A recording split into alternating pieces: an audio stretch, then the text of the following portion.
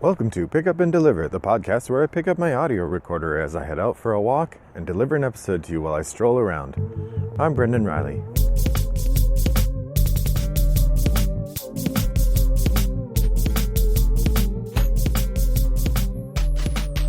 Well, good morning, listeners. It is a chilly mid-November day here in suburban Chicago, right about the temperature it should be for this time of month. It's 45 degrees Fahrenheit or 7 degrees Celsius, give or take. It's looking like a lovely day, though. It's a Friday, although it's Friday the 13th. So I suppose I should be on the lookout for machete-wielding, hockey mask-wearing murderers. Then again, I'm not a promiscuous teen, so that protects me somewhat from the cruel ravages of Jason. I was thinking about what to bring to the table today as a discussion point. I've done a fair number of reviews and commentary lately, and I was thinking about where my area of expertise as a professional lies. One of the things I like about doing this podcast is flexing the muscles that I use in my classes and in my writing to think about board games in a different way or bring a different perspective to board games. And in that regard, I thought it would be interesting to look at a concept from filmmaking and see how it applies to board games. This might be stupid, but hopefully it'll be fun. There's a basic concept in filmmaking called the 180 degree rule. This is, actually it's more of an editing rule. Essentially what it says is that the audience imagines themselves as a fixed position regarding the action. And so when you're cutting from one shot to another in a film or a television show, the angles that you see need to be consistent with the perspective the viewer supposedly has. So for example, if we're looking at a two-shot with two people facing one another speaking, and then we look over one of the characters' shoulders to see the conversation, and then we cut to look over the other character's shoulder to see the conversation. That second cut, actually both of those cuts, need to be made in a way that the camera stays on the same side of those people as it was when we did the first two-shot. It's called the 180 degree rule because the idea is you have to imagine that there's a line running between the two people, and the camera cannot cross that line by jumping on an edit. Now, if you move the camera, if you have it, say, dolly or slide across that line, then that allows you to get to the other side of that conversation. But in an edit, if you do that, it will be confusing. Now, this is one of those things that is a basic part of Hollywood grammar, film grammar, and has been for a very long time. It's such a basic rule that, here's the story I heard about it. On the filming of the movie Love Story, whose director I cannot remember right now, although I want to say it's somebody like Mike Nichols, maybe. He decided for purposes of the art of the shot that he wanted to have the camera jump across the 180 degree rule. And apparently the lead cameraman, was so angry at the director's instructions to break the 180 degree rule that he required the director to write a notarized letter to be filed with the Cinematographers Guild, indicating that the director directly instructed the cameraman to break the 180 degree rule in this part, and that he was perfectly aware of the rule and that he was doing it under duress or something like that. Famously, Jean-Luc Godard in Breathless breaks the 180 degree rule a number of times, which results in things like a car driving off the left side of the screen being pursued by another car which drives off the right side of the screen. It's pretty disorienting, but that's kind of the idea. So I asked myself, what is the 180 degree rule of board games? What are some basic board game rules that you create a challenge by breaking? And then I came up with 3 of them and some games that do that. Because one of the things that's interesting about board games, as frankly is true about films too, is that board games often succeed by doing 1 or 2 really interesting things. And they do that by doing something unexpected with the things we already have. So let's talk about 3 possibilities for something kind of like the 180 degree rule in board games. This accepted mechanism, this accepted idea that then becomes something else. And the first one I want to offer is dice you don't roll. Now, as we know, most mass market games that have dice, you roll them, either some or a lot. If you get Yahtzee, that's all you're doing. If you get Monopoly or any number of other games, you roll the dice to make your figure move. And so the idea that you have dice and you don't roll them is unusual. Now, admittedly, if you know the hobby game market well, there are many games that do this. So I'm suggesting this not as a first game that did it, but just the game that I know best that does it. Two games that I thought of that are interesting with regard to dice you don't roll is Euphoria and Teotihuacan. Now in Euphoria, the dice represent the workers that you have working on your projects. And the higher the number, the more efficient the worker is, but also the smarter they are. And if they get too smart, they will eventually leave your service because they don't like living in a dystopia. It's a fun mechanism. And the dice do get smarter over time, I think, and when you draft them, they have numbers already set. I remember reading in an interview or listening to Jamie Stegmaier talking about the dice mechanism in Euphoria, and that he did put in a thing where you roll them. There's not an automatic way to determine which dice are available in the pool. You roll them. And he did that in part because he thought players would balk at a game that has a bunch of dice where you never roll the dice. That rolling them is such an inherent part of what makes dice games that having dice you don't roll is strange. Teotihuacan uses dice as workers, and you advance the pips accordingly. Games like Coimbra, which do dice drafting, or Pulsar 2849, a really great game that I need to get back to the table. Both of these involve rolling the dice at the beginning of the round, and then you don't roll them again, that you use them based on what's there. But Euphoria is particularly interesting because you're going to take the dice and use them for a long time without rolling them. And the same is true of Teotihuacan. So I would suggest that as the first example of a 180-degree rule in board games is perhaps that people expect when they have dice, they're going to roll them. And so if you tell people not to roll their dice, it feels strange. That said, I would say this is the least significant example because, while occasionally you may roll a die that you aren't supposed to, generally in a game like that, moving the dice around is such a significant part of the game that it's hard to break that rule accidentally. I'd love to hear from people if you have played either of those games and you found yourself rolling dice when you weren't supposed to. That'd be interesting to know, but I don't think it's probably a significant problem. The second example I wanted to offer is, and I may be wrong about this, but I really think this is the first place that it happened. There is a game from 2014, which I've mentioned a few times on the podcast, which is moderately well received. I mean, it's fine. It's sometimes joked about being a little bit slow. I think the expansion improved it significantly, and that's Miskatonic School for Girls. Miskatonic School for Girls was billed as the deck builder, where you build someone else's deck. And this gets to another version of the 180-degree rule, which is when you buy cards, you buy them for yourself. Most deck builders, since Dominion has come out, have you buying cards for yourself. You're building your own deck. Sometimes you're expunging cards from your deck, but it's always about managing your own deck. And can you manage your deck better than other people manage theirs? But after that, there started to be some games that allowed you to do other things. In particular, Miskatonic School for Girls was interesting because there are 2 rows of cards you can purchase, and you may purchase one from each row each time. And one of the cards you put in your own deck, and that's a friend. And one of the cards you put in an opponent's deck, and that's a teacher. And of course, all the teachers are sort of vaguely Cthulhu-inspired. And I found that really interesting, that what you're trying to do is put nasty cards in your opponent's deck, and you have to decide which way you want to go, because each card you have that generates the card buying points generates either friendship points or monster points, but not both. You have to use it for one or the other. So there's a trade-off. Do I spend more energy making your deck bad or making my deck good? It's an interesting idea, which is pulled off in a thematically interesting way, but in practicality, it's not the best deck builder. It's fine. And I really enjoy it. I like the art and the theme, but in terms of the overall game, it's just fine. But that's the first game I know of that does that. Now, there are cooperative games where the game puts cards into your deck.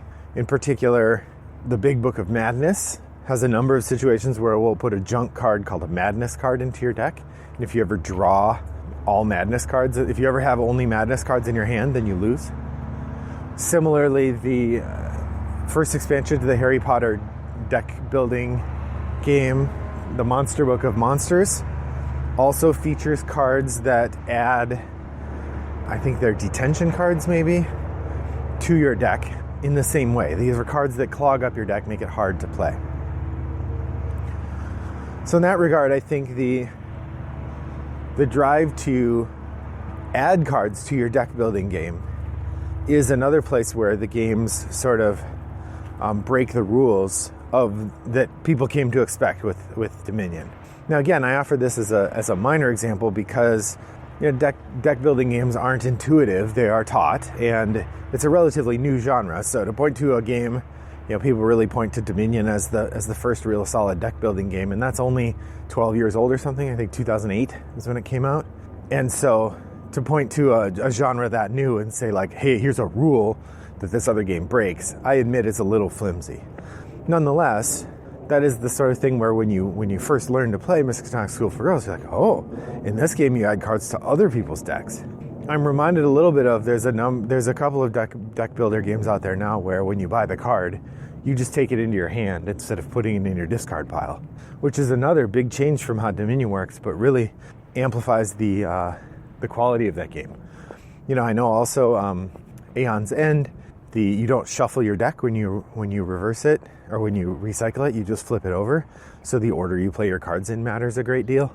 That's pretty interesting. So there are quite a few variations on how the deck builder works. So this is maybe my weakest entry of the three in my proposal for what is the 180 degree rule, which leads me to my strongest entry. And I would say here's the biggest entry of the 180 degree rule that I think two games have found really interesting ways to break. And that is how you hold your cards. If you play cards much at all and you get dealt cards, you have a couple basic rules about how you deal with those cards. You pick them up, you look at them, you sort them. It's interesting to me that there are two games that I would point to that in a very interesting and strong way break the 180 degree rule or the instinctive rule about how you handle cards. Have you thought of them yet? All right, I'll go in order of publication. The first of these is Bonanza. Bonanza is I want to say 2003 card game from Uwe Rosenberg about being a bean farmer. It's a dumb theme with really silly art. In America, it's published by Rio Grande. But it has a remarkable twist, and it's so simple. It is so simple, and this is where it really feels like a 180 degree rule, because it just breaks your brain when you first play it, because it violates the basic grammar of games. The rule is you can pick up your cards and look at them and sort them. In Bonanza, you can't sort your cards. When you get your card, they go on the back of your hand. If you think of your hand, the fan cards, the one that's closest to you is on top, and the one that's further from you is in the back. Whenever you get a new card, it goes on the back of your hand. And when you play cards, you must play off the front of your hand. Boom. One change. You can't sort your cards. Makes for really interesting gameplay, but also, I think, strongly fits the 180 degree rule idea in that your brain is so accustomed to the grammar of card games that it takes a lot of mental energy just to not sort your cards. I've had a number of games of Bonanza where at some point in the game I'll notice someone sorting their cards. And I'm like, can't sort your cards. And then we have to try to figure out how to proceed because the person just organized their cards. And you can't do that. But it's such a small change and such a thing that most of the time, yeah, you can move your cards. It's fine. But not in Bonanza. It's great. And it's one of my favorite things about that game. So that's Uwe Rosenberg Bonanza. And as far as I don't know any other games where you can't rearrange your cards. So that has not been copied as far as I know. Which leads me to the other game. I'm going to say games here because I know of two that break this basic, actually three, I guess, that break this basic card game rule, which is you can pick up your cards, look at them, and shuffle them, or rearrange them. We already said Bonanza took care of the rearrange them part. The look at them is Hanabi. So Hanabi is a cooperative game where you're working with other players to give them clues that then allow you to solve a puzzle. It's basically a puzzle of when to play your cards. It's a pretty simple puzzle, but the big twist is when you pick up your cards, you pick them up and hold them facing away from you, so you cannot see your own cards. It's a brilliant mechanism that just is utterly baffling, and it takes a little while to get used to it. Again, it's one of those things. It goes against instinct. It goes against the 180 degree rule.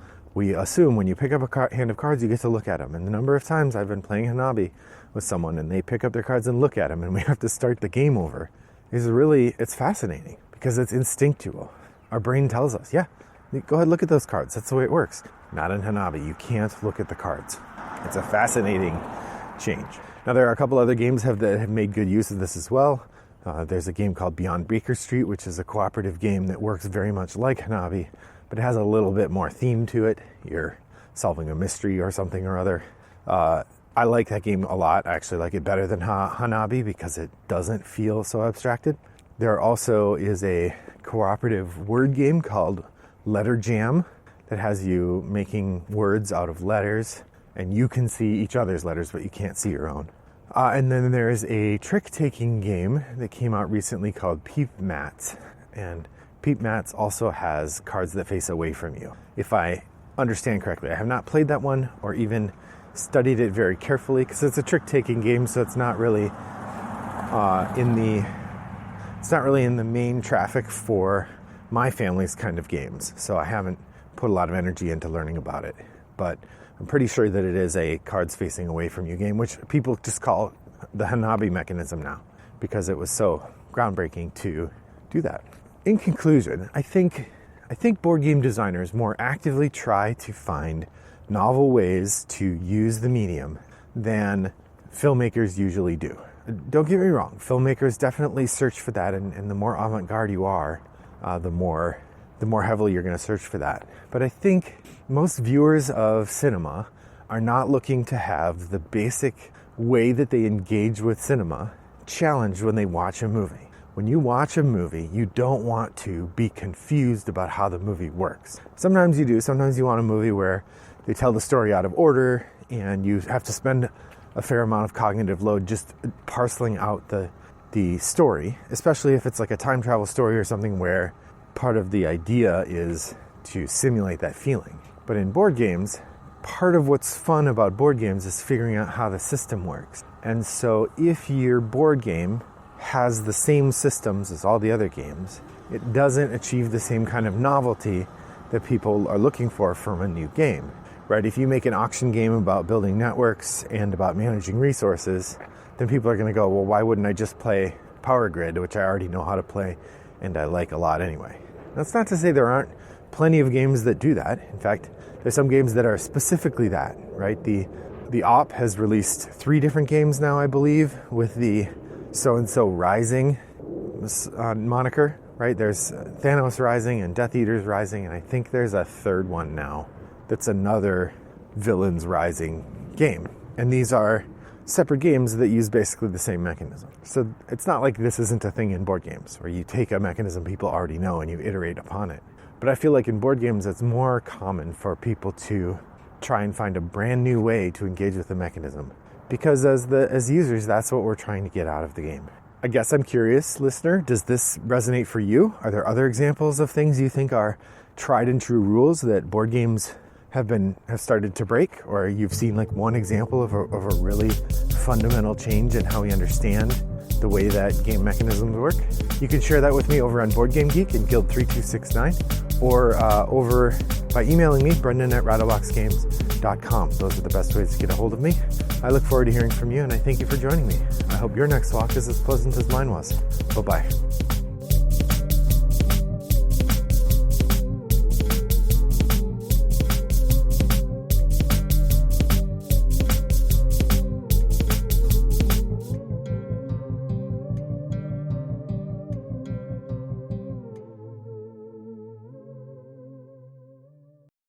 Brought to you by Rattlebox Games.